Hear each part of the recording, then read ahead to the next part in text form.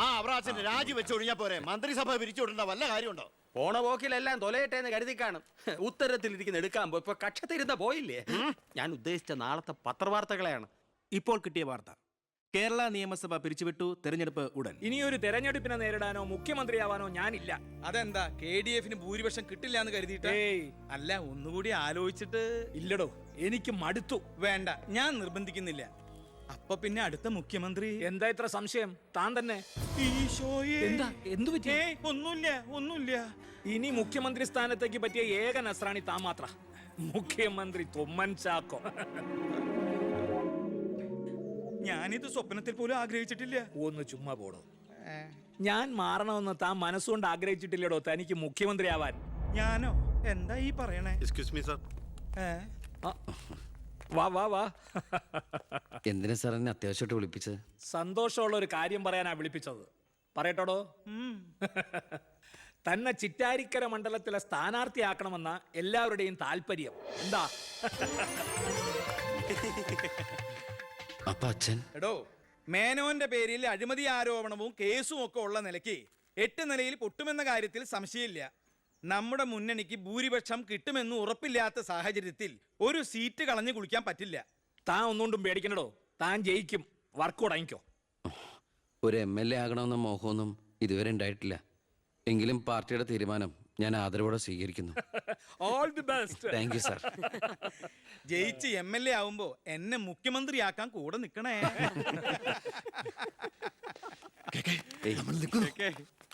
ഞാൻ ജീവിച്ചിരിക്കുമ്പോ ചിറ്റാരിക്കര മണ്ഡലത്തിൽ പുതിയൊരു സ്ഥാനാർത്ഥിയെ കുറിച്ച് ചിന്തിക്കേണ്ട കാര്യമില്ല, അത് നടക്കില്ല. കഴിഞ്ഞ 25 കൊല്ലമായിട്ട് ഞാൻ MLA ആയിരുന്നു, മന്ത്രിയായിരുന്നു. പക്ഷെ ജനത്തിന് ഇപ്പൊ തിരിച്ചറിവ് വന്നു തുടങ്ങി. എന്നെ ഓരോ സീറ്റും വിലപ്പെട്ടതാ. വാശിപ്പുറത്ത് അത് വെറുതെ പാഴാക്കി കളയരുത്. താനെ പോടാ അവിടുന്ന്. എനിക്കെതിരെ ഇതിലും വലിയ ആരോപണങ്ങൾ ഉണ്ടായിരുന്ന കാലത്തും കേരളം മുഴുവൻ ജനപക്ഷ തരംഗം ആഞ്ഞടിച്ചിട്ടും വൻ ഭൂരിപക്ഷത്തോടെ വിജയിച്ചവനാ ഈ ബാലഗംഗാധരൻ. ഇന്നിപ്പം പുളിച്ച പൗരധർമ്മം വിളമ്പുന്ന ഈ തൊമ്മിച്ചനടക്കം പലരും അന്ന് തോറ്റു തുന്നം പാടി ചരിത്രം മറക്കണം. ഞാൻ തോറ്റത് നിങ്ങളുടെ ഗ്രൂപ്പ് കാലു വാരിയതുകൊണ്ടാ. വേറെ ആരും അല്ലല്ലോ മേന്നെ, തന്റെ മകനല്ലേ സ്ഥാനാർത്ഥി. കൊള്ളാം, അവറാച്ചന്റെ 18ാമത്തെ അടവ് കൊള്ളാം. അച്ഛനെതിരായി മകനെ വെച്ച് കളിക്കുക. ഇതേ പിള്ളേര് കളിയല്ല. ജനപക്ഷത്തിന്റെ സ്ഥാനാർത്ഥി നിസ്സാരക്കാരനല്ല. എന്തൊക്കെ പറഞ്ഞാലും മുഖ്യമന്ത്രി രാജിവെക്കുന്ന കാര്യമല്ല. പിന്നെ ചിറ്റാരിക്കര മേനോൻ സാറിന് തന്നെ വേണം. അതൊഴികെ മറ്റെല്ലാ സ്ഥാനാർത്ഥികളെയും നമുക്ക് അംഗീകരിക്കാം. പക്ഷേ മേനോൻ സാറിനെ മാറ്റി നിർത്തിക്കൊണ്ടുള്ള ഒരു ഒത്തുതീർപ്പിനും ഞങ്ങൾ ആരും തയ്യാറില്ല. അതെ, മേനോനെ സ്ഥാനാർത്ഥിയാക്കിക്കൊണ്ടുള്ള ഒരു ഒത്തുതീർപ്പിന് ഞങ്ങൾ നേരല്ല. പാർട്ടി വളർത്തി പോകാൻ നിന്നവരവര്. തെരഞ്ഞെടുപ്പ് പെട്ടെന്ന് വന്നപ്പോ ഇവിടെ തന്നെ കൂടി. ഈ മുന്നണി വിട്ട് എന്നാൽ പൂ വിട്ട് സ്വീകരിക്കും ജനപക്ഷ മുന്നണി. എന്റെ ഗ്രൂപ്പിന് KDF-ൽ കിട്ടുന്നതിനേക്കാൾ കൂടുതൽ സീറ്റ് കിട്ടുകയും ചെയ്യും. ദിവാകര, ഇനി ഇവിടെ നിൽക്കണ്ട, വാടോ പോകാം. അയ്യേ, നിങ്ങൾ ഇവിടെ ഇരിക്കി. ആരെങ്കിലും എന്തെങ്കിലും തമാശ പറഞ്ഞു വെച്ചാൽ അത് കാര്യാക്കുക. ചിറ്റാരിക്കരയിൽ മേനോൻ തന്നെ സ്ഥാനാർത്ഥി.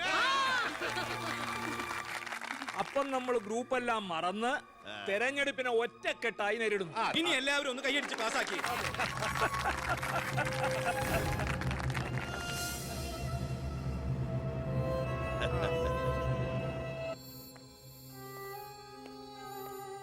വിഷമിക്കണ്ടോ, താൻ ചെറുപ്പമല്ലേ, ഇനി അവസരമുണ്ട് ഒരുപാട്. എനിക്കൊരു വിഷമമില്ല സാർ. ഒരു MLA ആകാൻ വേണ്ടി വ്രതം നോറ്റെടുക്കുന്ന ഒരാളല്ല ഞാൻ. അധികാരത്തിന്റെ അപ്പകഷ്ണം കിട്ടാൻ ചെയ്തു കൂട്ടിയ നെറുകേടുകളൊക്കെ പരസ്പരം മറക്കും, എല്ലാം പൊറുക്കും, എല്ലാവരും ഒന്നാക്കും. അധികാരം കിട്ടിക്കഴിയുമ്പോൾ പിന്നെയും തമ്മിൽ തല്ലും, പിരിയും. പക്ഷേ കൂടെ നിൽക്കുന്ന എന്നെ പോലുള്ള അണികൾക്ക് അത് ചിലപ്പോൾ ഉൾക്കൊള്ളാൻ കഴിഞ്ഞെന്ന് വരില്ല, എളുപ്പം ദഹിച്ചെന്ന് വരില്ല. വരട്ടെ സാർ.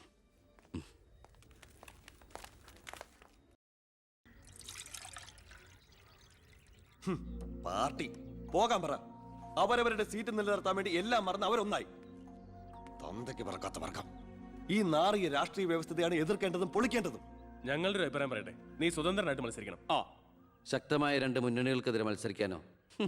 എന്നിട്ട് കെട്ടിവെച്ച കാശിന് എവിടെ പോവും? ജയിക്കാൻ വേണ്ടിട്ടല്ല, പിന്നെ യൂത്തിന്റെ പ്രതിഷേധം അറിയിക്കാനാ. എന്നാലും അച്ഛനെതിരായിട്ടല്ല, അച്ഛന്റെ രാഷ്ട്രീയ നയങ്ങൾക്കെതിരായിട്ടാണെന്ന് എപ്പോഴും നീ പറയാറില്ലേ? അതുകൊണ്ടാ.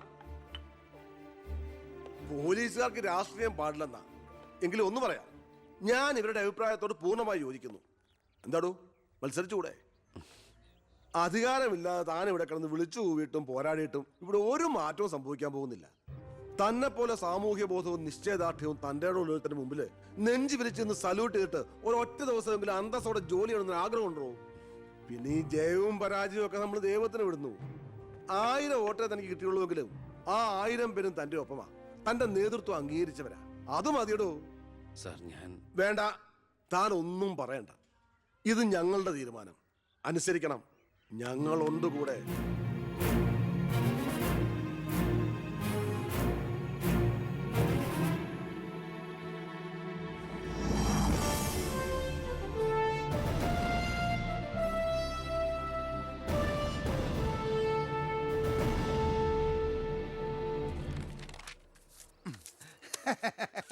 ഒരുപാട് തെരഞ്ഞെടുപ്പുകൾക്ക് ഞാൻ പോസ്റ്റർ ഒട്ടിച്ചിട്ടുണ്ട്. ഭയങ്കര രാശിയുള്ളവനാ ഞാൻ. ഞാൻ പോസ്റ്റർ ഒട്ടിച്ച ഒരു സ്ഥാനാർത്ഥിയും ഒരു ഇലക്ഷൻ ഇന്നേ വരെ ജയിച്ചിട്ടില്ല. അതെന്റെ ക്വാളിഫിക്കേഷൻ. എന്റെ അമ്മയുടെ സത്യം. 77 തെരഞ്ഞെടുപ്പിൽ ഞാൻ പോസ്റ്റർ ഒട്ടിച്ച സ്ഥാനാർത്ഥി തോമസ് ചാണ്ടി ഇടിവെട്ടേറ്റ് മരിച്ചു. 84 സ്ഥാനാർത്ഥി പാണ്ടിലോറി കയറി മയ്യത്തായി. പിന്നെ മരിക്കാത്ത സ്ഥാനാർത്ഥികൾക്ക് കെട്ടിവെച്ച കാശ് പോലും കിട്ടില്ല. പിന്നെ മൈക്ക് അനൗൺസ്മെന്റിൽ ഞാൻ ബഹുമെടുക്കാനാ. മൈക്ക് അലവൻസ് അല്ല, മൈക്ക് അനൗൺസ്മെന്റ്. അതന്നെ ഞാനും പറഞ്ഞത്. എനിക്കറിഞ്ഞൂടെ? ഇവനെ നീ എന്റെ മാനം കളയരുത് ഈശ്വര. ഇവന്റെ കെട്ടിവെച്ച കാശെങ്കിലും കൊടുത്തേക്കണേ. ഇല്ല, ഇവന്റെ കാര്യം എനിക്കറിയാൻ പാടില്ല. ഈ തെരഞ്ഞെടുപ്പിൽ ഞാൻ സ്വതന്ത്രനായി മത്സരിക്കുന്നത് ഇവിടുത്തെ രാഷ്ട്രീയ കച്ചവടക്കാരോട് ജനങ്ങൾക്കുള്ള പ്രതിഷേധം അറിയിക്കാനാണ്. എന്റെ പ്രിയപ്പെട്ട നാട്ടുകാരെ, ഈ രാജ്യത്തിൽ ജനപക്ഷ മുന്നണി സ്ഥാനാർത്ഥി സഖാവ് ജനാർദ്ദനൻ പിള്ളയ്ക്ക് അരിവാളടയാളത്തിൽ വോട്ട് രേഖപ്പെടുത്തി.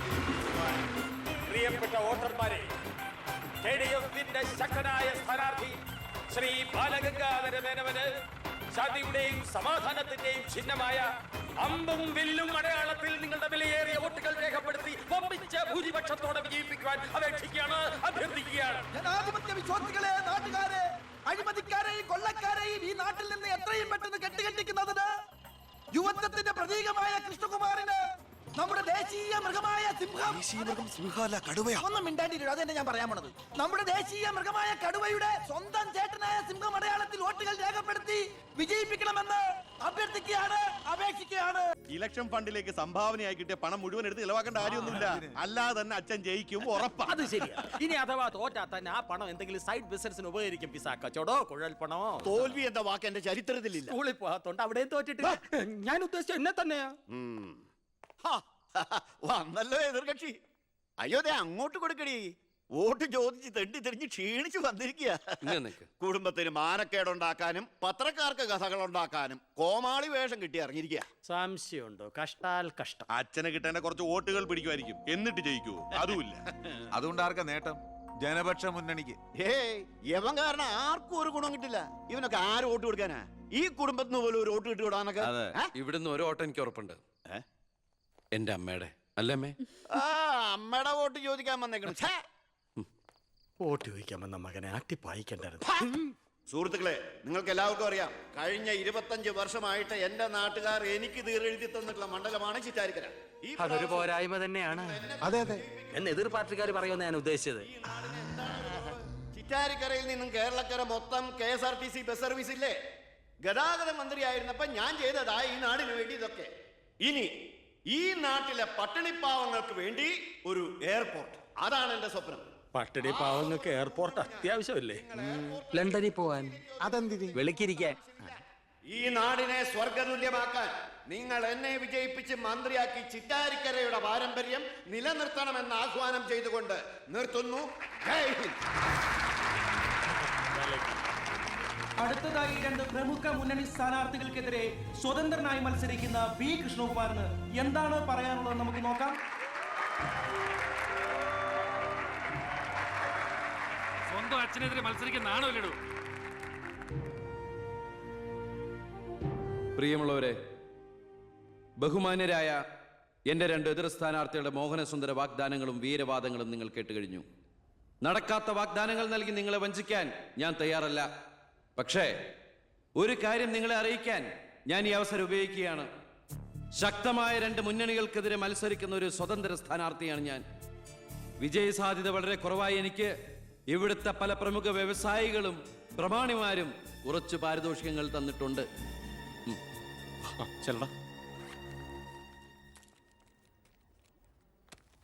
ഇത് 5 ലക്ഷം രൂപയുണ്ട്. നമ്മുടെ മുന്നിലിരിക്കുന്ന നന്മ നിറഞ്ഞ ശ്രീ ചാണ്ടിച്ചൻ സംഭാവനയായി തന്നതാണ് ഈ തുക.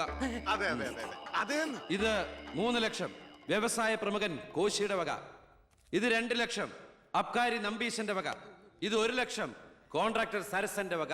വിജയ സാധ്യത ഒട്ടുമില്ലാത്ത എനിക്ക് ഇത്രയൊക്കെ കിട്ടിയിട്ടുണ്ടെങ്കിൽ വിജയത്തിന്റെ തൊട്ടടുത്ത് നിൽക്കുന്ന എന്റെ എതിർ സ്ഥാനാർത്ഥികൾക്ക് എത്രയൊക്കെ കിട്ടി കാണും. ഈ ചിറ്റാരിക്കരയുടെ അഭിമാനമായ സന്മനസ്സുള്ള ചാണ്ടിച്ചൻ പറയണം, താങ്കൾ എത്ര രൂപ സംഭാവനയായിട്ട് കൊടുത്തു എന്ന്. ആ നല്ല മനസ്സ് ജനങ്ങളൊക്കെ ഒന്ന് അറിയട്ടെ എന്ന്. കയ്യിൽ ജനാർദ്ദനം പിള്ളയ്ക്ക് 10 ലക്ഷം, മേനോൻ സാറിന് 20 ലക്ഷം അല്ലേ? സത്യമാണ്, നുണ പറയല്ല. പണം പിടിച്ചു. Thank you Chandichan. കർത്താവ് തരുന്നു, ഞാനത് കൈനീട്ടി വാങ്ങിക്കുന്നു. എങ്ങനെയുണ്ട്? ടി വിയിൽ വരുക. കേട്ടല്ലോ, ഇതുപോലെ എത്ര ലക്ഷങ്ങൾ ഇവരുടെ കൈകളിൽ എത്തിക്കാണും. അതിവിടെ വെളിപ്പെടുത്താൻ ഈ സ്ഥാനാർത്ഥികൾ തയ്യാറാണോ?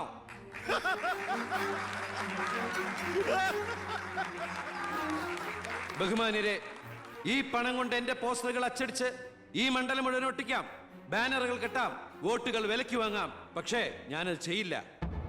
25 കൊല്ലമായിട്ട് നിങ്ങൾ ജയിപ്പിച്ചു വിടുന്ന ശ്രീ ബാലഗംഗാധര മേനോന്റെ മണ്ഡലത്തിലെ ജനറൽ ഹോസ്പിറ്റലിൽ ഒരു ആംബുലൻസ് ഉണ്ടോ? അത്യാവശ്യ സൗകര്യങ്ങളുണ്ടോ?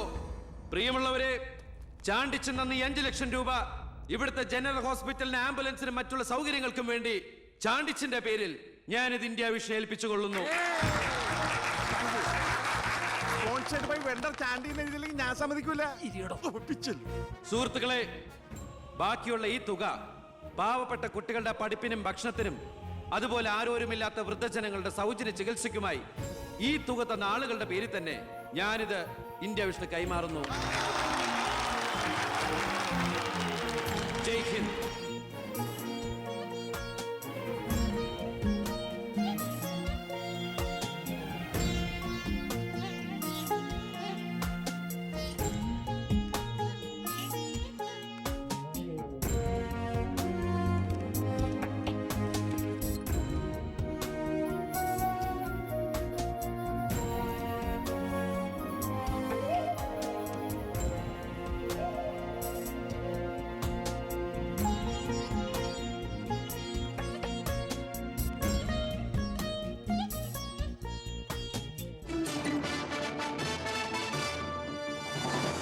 പന്ത്രണ്ടാം നിയമസഭയിലേക്ക് നടന്ന വാശിയേറിയ തെരഞ്ഞെടുപ്പിൽ 72% വോട്ട് രേഖപ്പെടുത്തി.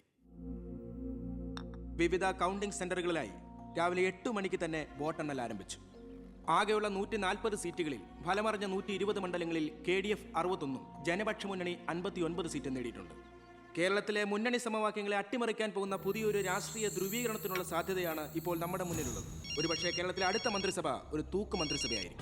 ഹലോ, എണ്ണിത്തീരാറായോ?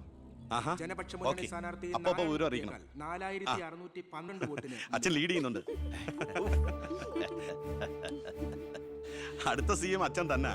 ഇപ്പോൾ കിട്ടിയ വാർത്ത, പുതുശ്ശേരി മണ്ഡലത്തിൽ KDF സ്ഥാനാർത്ഥി തൊമ്മൻ ചാക്കോ 4000 വോട്ടുകൾക്ക് വിജയിച്ചു. ഇത്തവണയും ഭരണം ലഭിച്ചാൽ KDF-ൽ മുഖ്യമന്ത്രിയാകാൻ സാധ്യതയുള്ള ആളാണ് തൊമ്മൻ ചാക്കോ. വയനാട് ജില്ലയിലെ സംവരണ സീറ്റിൽ KDF സ്ഥാനാർത്ഥിയും ആദിവാസി നേതാവുമായ ശ്രീ പൊറ്റക്കുഴി ചെല്ലപ്പൻ തെരഞ്ഞെടുക്കപ്പെട്ടു. ഇപ്പോൾ കിട്ടിയ വാർത്ത, ചിറ്റാരിക്കര മണ്ഡലത്തിലെ വോട്ടെണ്ണൽ പൂർത്തിയായി. സംസ്ഥാനം ഏറെ ഉറ്റുനോക്കിയ മണ്ഡലമായിരുന്നു ചിറ്റാരിക്കര. മുൻ മന്ത്രിയും KDF സ്ഥാനാർത്ഥിയുമായ ശ്രീ ബാലഗംഗാധര മേനോൻ മുന്നിട്ട് നിന്നിരുന്നുവെങ്കിലും ഇപ്പോൾ 3ാം സ്ഥാനത്തേക്ക് പിന്തള്ളപ്പെട്ടു. ഇരു മുന്നണികളെയും പരാജയപ്പെടുത്തി സ്വതന്ത്ര സ്ഥാനാർത്ഥി B കൃഷ്ണകുമാർ വിജയിച്ചിരിക്കുന്നു. KDF-ന്റെ സജീവ പ്രവർത്തകനും യൂത്ത് വിങ്ങിന്റെ ജില്ലാ സെക്രട്ടറിയുമായിരുന്ന കൃഷ്ണകുമാർ തെരഞ്ഞെടുപ്പ് പ്രഖ്യാപന വേളയിലാണ് രാഷ്ട്രീയ അഭിപ്രായ ഭിന്നതയെ ചൊല്ലി സ്വതന്ത്രനായി മത്സരിക്കാൻ തീരുമാനിച്ചത്.